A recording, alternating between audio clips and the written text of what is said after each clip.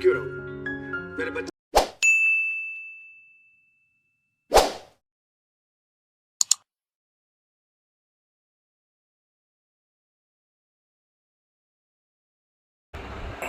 तो नमस्ते साथियों, आप सभी का इस चैनल में बहुत बहुत स्वागत है। जैसा कि आप लोगों ने देखा, ये रूही और अबीरार और अरमान की कहानी इस एपिसोड में चल रही है।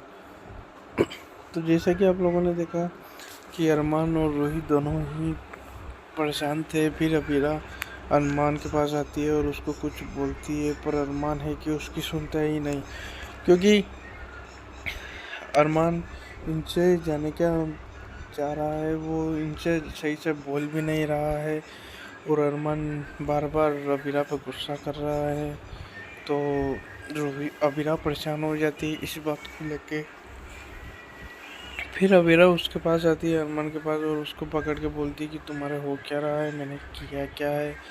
तो ये इन दोनों इसी सोच में पड़ जाते हैं। फिर वो अरमान सोचता रहता है कि कैसे क्या करूँ, अब तुम्हें कैसे समझाऊँ। और ऐसे ही चलते रह रहा है। अरमान को बोलने से कोई भी मतलब नहीं है, और आप जानते ही हो। और जब अबीरा उसको समझाती है, पर उनके 1% समझ में नहीं आती। तो अरमान मन ही मन में सोचता है कि यार ऐसा क्या हो गया जो ये अरमान इसे कर रहा है। और अबीरा भी सोचती है। अबीरा के मन में तो जाने के क्या हालात रहते हैं उस बच्चे के लिए। अरमान उस बच्चे के लिए उसको समझाता है कि तुमने ऐसा किया वैसा किया, मतलब उसको के ऊपर इतना ही गुस्सा करता है वो कि लोग ये नहीं चाहते कि अबीरा को वो डांटे, क्योंकि बात ऐसी रहती है कि ये वो रूही अरमान के मतलब अरमान के पास आना चाहती है। ये तो आप लोगों को देखा ही है आपने। फिर जब अरमान उससे पूछता है कि क्या सही बात है या नहीं, तो उसको फिर उसकी मौसी का कॉल आता है, और ये जाने क्या करता रहता है। ये जाने किसको लेके आ जाता है। फिर वहाँ वो अबीर उस लड़की को लेके आता है जिससे अबीर प्यार करता है। फिर अबीर जिस अबीर की जो शादी हो गई थी, वो वहाँ आती है और देखती है, तो वो एकदम से शौक आ जाती है, और इसकी माँ भी शौक हो जाती है, क्योंकि अबीर उस लड़की को वापस लेके आ गया है। तो वो लड़की भी उसके बिना नहीं रह रही थी, और ये इसने जब देखा तो इसके आंखों में आंसू नहीं रुक रहे थे। तो वो अबीर से बोलती है कि तुमने ये क्या किया। तो वो लड़की अबीर के तरफ देखने लगती है।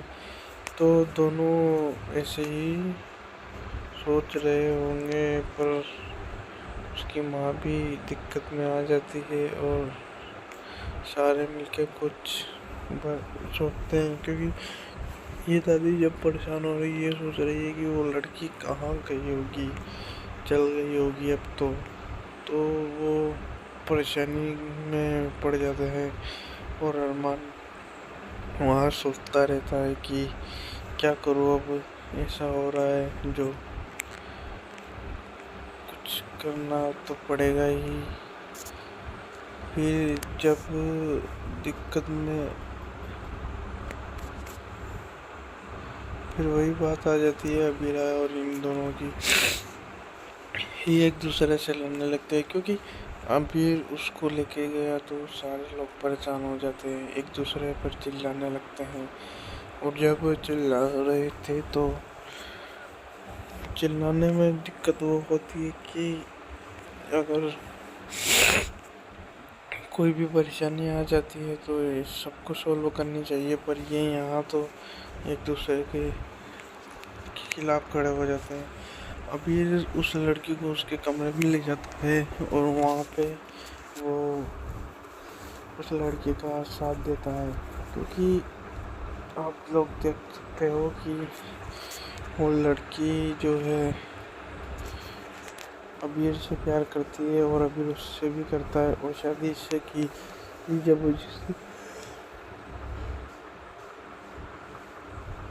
जबरदस्ती शादी नहीं करी थी उसने। मतलब आप ये सोच सकते हो कि उस लड़की से शादी इसी ने की थी, अबीर ने, क्योंकि अबीर का कुछ कारण ही ऐसा था जो उसने शादी कर ली।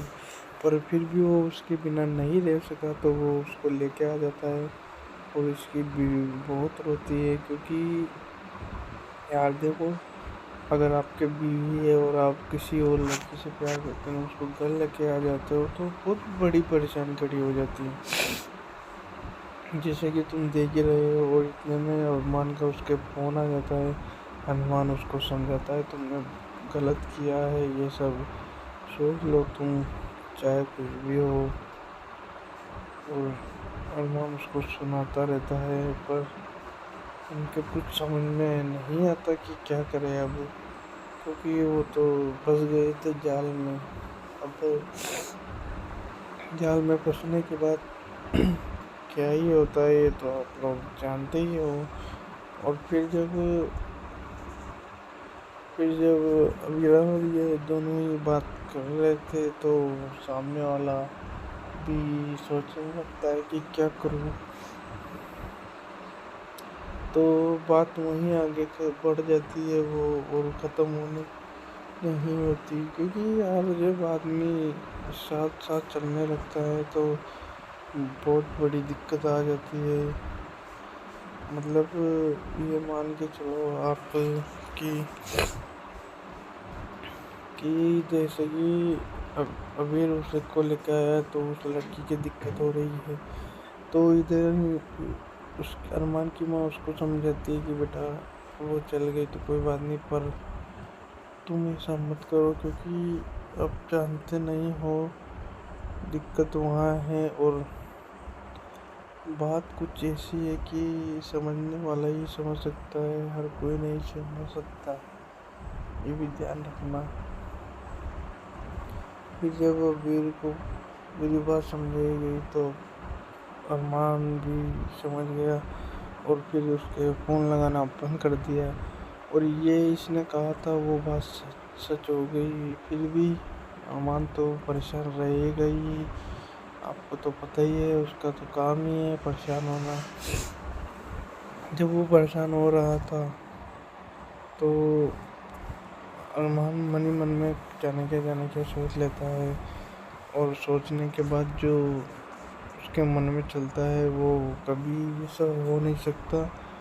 फिर अरमान उसके कमरे में चला जाता है और किसी को भनक तक नहीं पड़ने देता कि क्या हो रहा है क्या नहीं। और वो अबीरा उस टाइम सोचती रहती है कि मैंने ऐसा क्या कर दिया जो अरमान मेरे से इतना दुखी हो गया। फिर वो अरमान के पास जाती है और बोलती है कि तुम्हारे हो क्या रहा है।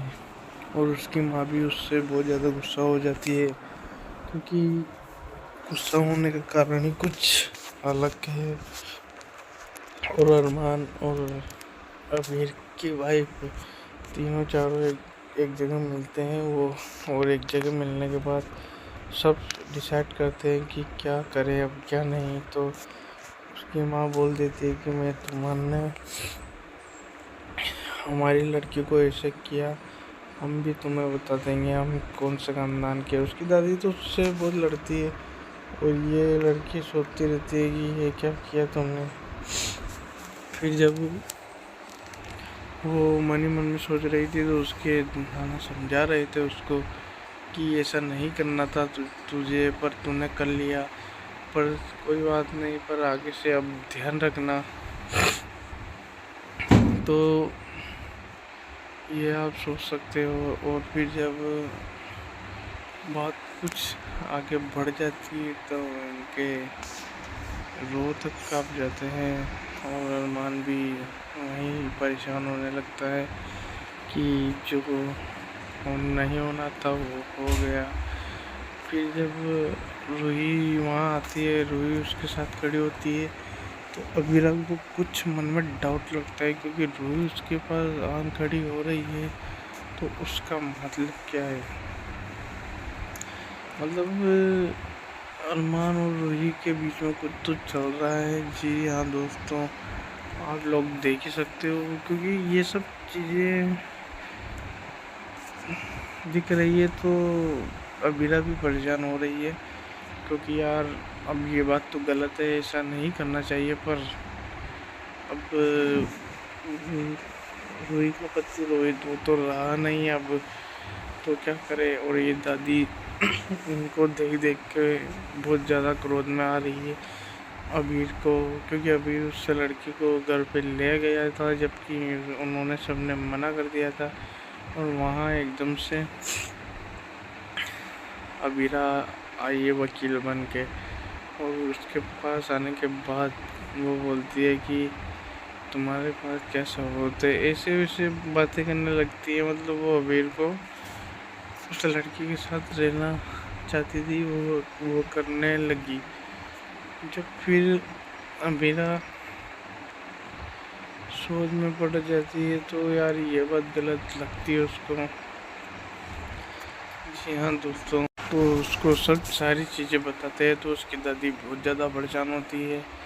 तो और ये दोनों भी मतलब उसको देख देख के परेशान हो रहे थे। इतने में ही उस लड़की अबीर की वाइफ ने उसका मंगलसूत्र खोल के उसको दे दिया, और उसके ही सामने उसको दिया, और वो बोलता है कि तुम लो, इसे तुम्हारे पास रखो, तुम ही संभाल लेना इसे। और अबीरा अरमान और सब परेशान हो जाते हैं, और वो बोलती है ये तुम्हारा है तो तुम ही रखो, मेरे नहीं चाहिए, और तुम्हें उससे शादी करनी है तो उसी से करो, हमें कुछ नहीं चाहिए। मतलब वो तो क्रोध में बोल रही थी, पर वो अबीर को छोड़ना भी नहीं चाहती थी, क्योंकि अबीर को वो भी पसंद करती थी। एक बात तो पहले तो यह है, और अबीर इसको करता था, तो बात वहाँ आगे बढ़ जाती और अबीरा कुछ बोल नहीं पाती। अबीरा क्या ही बोले, अब बात और सीरियस हो गई है, जैसा कि आप देख ही रहे हो। फिर जब अरमान और दोनों बात वहाँ पे शेयर करते हैं तो उन लोगों को ये समझ में नहीं आता कि अब जो हुआ है वो तो हो गया है, और इससे आगे क्या होगा। तो बात वहीं को ख़त्म करने की कोशिश करते हैं, पर वो ख़त्म नहीं होती। इतने में वहाँ ढोल वाली आ जाती है, ढोल बजाती बजाती। ढोल जब बजता है तो उन लोगों को शंक होने लगता है कि अब क्या करें, अब तो जो होना है वो तो हो गई। और उसकी माँ ढोल बजाते बजाते आ जाती है, मतलब वो ये नहीं चाहती थी, फिर भी वो ढोल बजाते बजाते आ गई है। और वो बोलती है कि तुम ऐसे क्यों कर रही हो, और मतलब वो इनके सामने सब कुछ जो हो रहा था वो तो पता चल गया। तो ये भी ज़्यादा परेशान हो जाती है कि यार ऐसा क्यों कर रहे हो आप सब इनके साथ।